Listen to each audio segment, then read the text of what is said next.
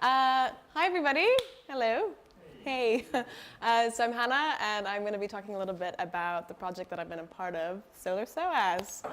So I already talked a bit about it yesterday, but I'm aware that there's kind of some new people here, so I'm just going to go over it as if you've never heard of what it is.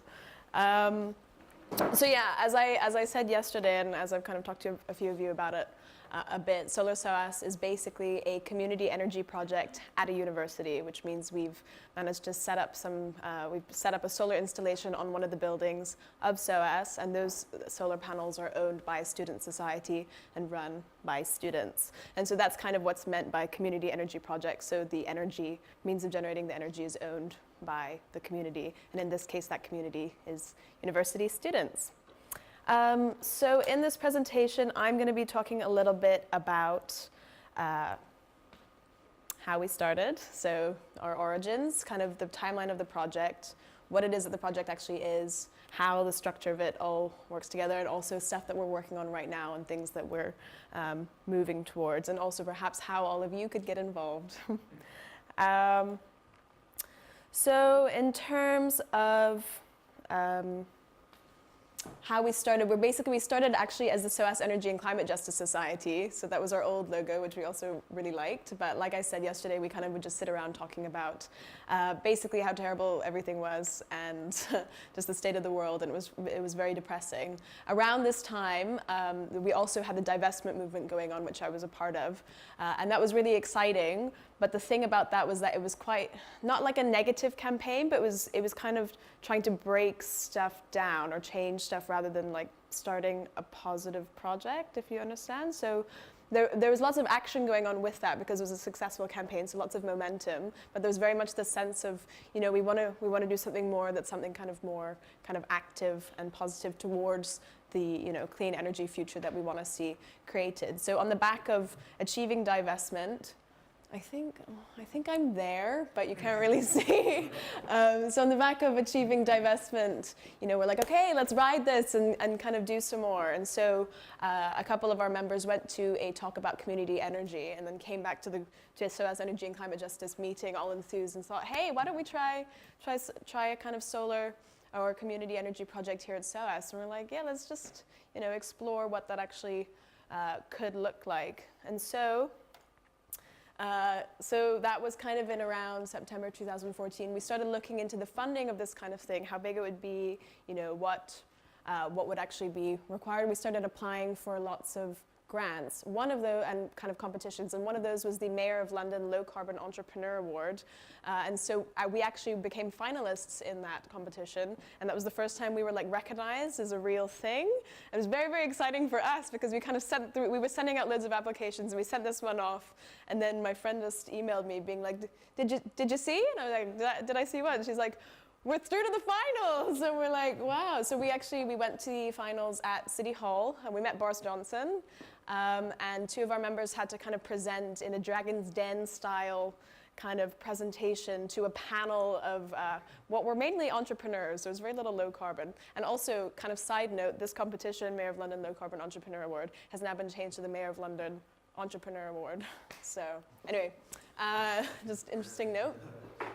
But yeah, so we were finalists, one of 10 finalists, and through that it was very kind of making it all real, and also required us to really think, okay, actually what's the nitty-gritty of this project? We're going to have to answer questions. So it really required us to kind of pull it all together. Unfortunately, we didn't win, but we learned a lot in the process, because at that point we were still kind of, you know, figuring it out. But I think after that was really like quite a turning point in terms of how we saw ourselves, and also gave us legitimacy in the eyes of other people and the university and so on. And through that we also met lots of relevant people who were like, ooh, we like your project idea, we recommend you contact this person. And so we, as a result of that, it just then put us on the path of figuring out what to do next, which was applying for the Urban Community Energy Fund, the USEF grant, which was provided by the Department of Energy and Climate Change.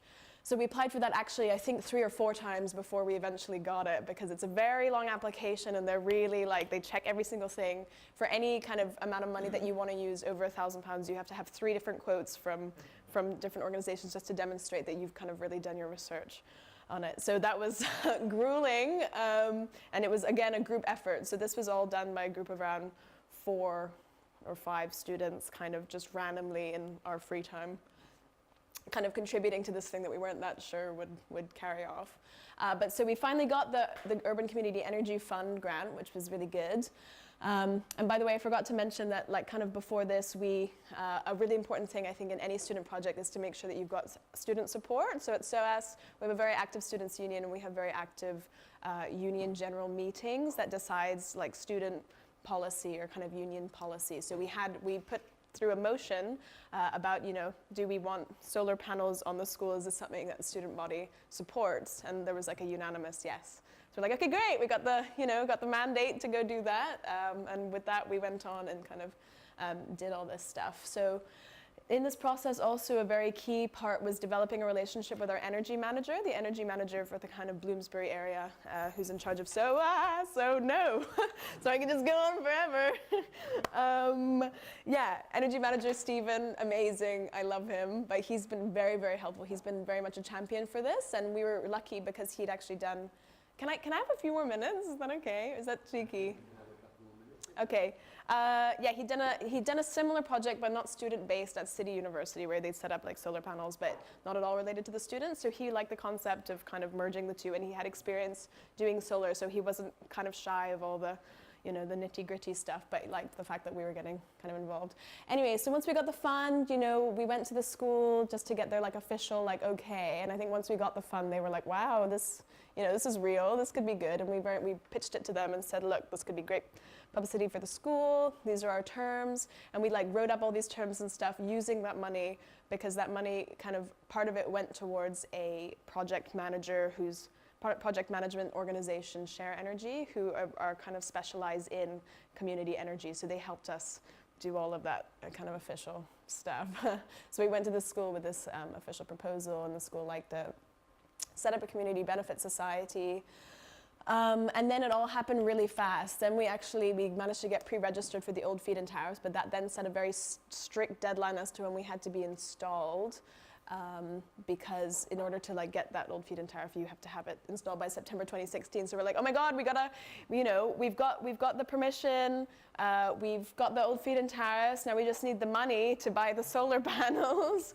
And so like our original plan was for it to be a kind of community share offer, so that, you know, we like put it out to the community and people like invest, and over time they get money back. But that's like quite a long process. It requires a lot of like admin and planning, and we only had like a couple of months. And it was summer, which is not a good time at universities because everyone's away. So we're like, okay, we need to do something. So we basically opened up a crowdfunder to get people to donate, but that was much less successful than we'd anticipated. So we made around £2,000, 200 pounds of which are mine, but that's mine. Did that, and then we're like, wow, this is really not going well. So then we spoke to the Students' Union, and they were like, okay, we're happy to give you 5,000. I'll just actually switch ahead, because I do have the structure. So the funding structure is £2,000 of crowdfund. We've got £5,000 as a loan from the Students' Union, which is actually like a zero interest loan. They're just not, so a loan, they're not allowed to kind of give you money because they're a charity. We also have £5,000 SU investment, and the rest of the money, the difference, is from SOAS. So they gave almost £30,000. And so the way that works is the deal for SOAS is that in exchange we sell the electricity that's generated by the panels to them, but at a very favorable rate. So that's kind of an agreed cost over the lifespan of the project. So in terms of long-term governance, we basically are we're trying to figuring it out now because it's still like a relatively new project, but basically we're gonna have a Students' Union member. Yeah, we're gonna have a kind of a member as part of the Students' Union, so that they kind of are elected yearly and are in charge of doing this. And potentially, one thing I didn't mention is that because we got the old feed-in tariff, that means that we get that feed-in tariff will provide a yearly green fund of £2,000 a year for 20 years. So perhaps part of that could go towards paying someone to do like a tiny bit of part-time work in the upkeep of the project. So we're still figuring it out right now, but it's a really exciting thing, the Green Community Fund, because it will be a way to like incentivize green action on campus. So yeah, just in terms, it's quite a small project. So our initial thing was, because SOAS has 3 buildings that could have solar on. So this is only one of them, because 2 of the other ones, one of them has planned roof maintenance. Well, no, very quickly. Anyway, so this is just one, but one of many. Just very quickly, next steps, because I know that this is quite exciting. So we're speaking to some other universities, including UCL and Imperial. They're very excited, so really like that. One other thing that we're doing is that we actually had a meeting with the GLA recently to encourage them to include university community energy within the Solar Action Plan for London. So they've agreed to include Solar SOAS as a case study. And really what we wanted was we wanted a kind of London-wide feed-in tariff to like incentivize solar. But they didn't say that they would do that. But they're going to include Solar SOAS as a case study and kind of say like, oh, other universities should follow suit. So that would be good. Basically, as an organization, Solar SOAS is our pilot project. UniSolar is our organization. And our goal as an organization is to help bring university community energy to all of the UK and the world. Last point. So we actually, as part of our Green Impact, because we submitted this as like the Green Impact Excellence or Outstanding Awards thing, and as part of that, we had to come up with a 15-step guide to how to set up your own project. So this is online. It's a very clear 2-pager. If you are at an institution, I encourage you to look at the website and look at our guide, and also contact us, because we're happy to support other projects. So, yeah, there we go. Sorry I went over time. Very good. Yeah, thanks.